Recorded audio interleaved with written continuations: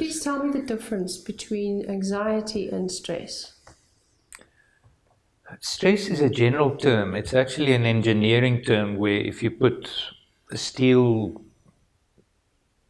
pipe under stress, you bend it, it gets stressed, and you can bend it to a point where it snaps. Right. And so stress is a good thing and a bad thing. When it's a good thing because it speeds up the heart rate, speeds up metabolism, more blood to the brain and the muscles, you get more things done. That's the fight and flight initial response. Fight and flight. That's manageable and it's normal. It's normal as you get up in the morning, it kicks in. What is not normal is the levels of that and the constant amount of it. If we look back thousands of years ago, we got up, walked around, looked for berries, went for water, went on a hunt once a week, had to handle a lion or two once a week, or a tribe that attacked your castle. But it didn't happen every day from morning till night. Yep. It is, and our bodies cannot distinguish between somebody attacking your castle and a financial stress, the Acute. So acute problem. We react through the fight or flight, stress and strain autonomic nervous system. So you've got two parts of the autonomic nervous system: the sympathetic, fight or flight, stress and strain. Parallel to that, the parasympathetic. This is your rest and digest and restore and repair and replenish and recharge and rebuild part. You can never have both. You're either anxious or you're calm. You have a fast heartbeat or a slow heartbeat. You awake or you sleep.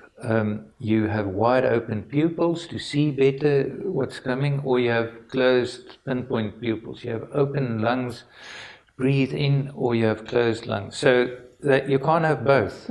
We need this during the day to do our job, and then it needs to calm down, and then this needs to kick in, and that needs to calm down, and then we wake up. Cannot have both. Okay. That's the big problem, and this is where anxiousness, anxiety, sleeplessness. You can't go and be calm when your cars will get attacked. Okay. You can't say, hang on, I'm just going for a nap, I'll fight you later. You can't say, I'm going to just make some babies, I'll fight you later. It doesn't work. Okay. Big problem, huge surge of sympathetic nervous system. So stress is the trigger, and we don't all react the same way. Some people are just more sensitive and they'll get anxious easier. So stress is the trigger, anxiety is the result. That's what I wanted to find out, the difference. And, so you're in an and anxious state caused by a stress trigger. And that stress trigger can differ for different people. I can crawl into little things and I don't mind the dark. But you put some people into an elevator and they'll get claustrophobic, severe stress. Some people love dogs and others will see a dog and get anxious. So stress takes different forms and it has different results, of which anxiousness and anxiety and sleeplessness and even irritability and anger. Right. Some people react, they don't realize that they're stressed. That it's an anxiety state that they're in. They are that's different. Causing them to respond in an angry way. Yeah. Right. Yeah. So what you're saying is that there are triggers, acute stress triggers, and then in a normal run-of-the-mill relaxed environment, you'd have a stress trigger and your body will react until it can respond, and then it calms down. But in today's life, we have one stress trigger after the other, keeping us in a constant state of anxiety that can lead to insomnia. Exactly. We don't go back to homeostasis. Homeostasis is a term that describes balance. So if you need this, it goes up and then it goes back to normal. You get an infection, your fever goes up and then it comes back to normal once that has been handled. Homeostasis needs the sympathetic nervous system to kick in and calm down. halfway through the day, you need to digest. You need to eat. You need to go. One of the first things you do is sit down. You cannot stand with a phone and a hamburger and run around. Will you listen? Are you listening? Yes. Because your fight or flight is switched on. You need your rest and digest. We need the Mediterranean. We talk a lot about the Mediterranean diet, but we need the Mediterranean lifestyle of nutrition and eating. And sleeping in the afternoon. They sit down and they have an hour-long meal where they chat and have some wine and they talk and they.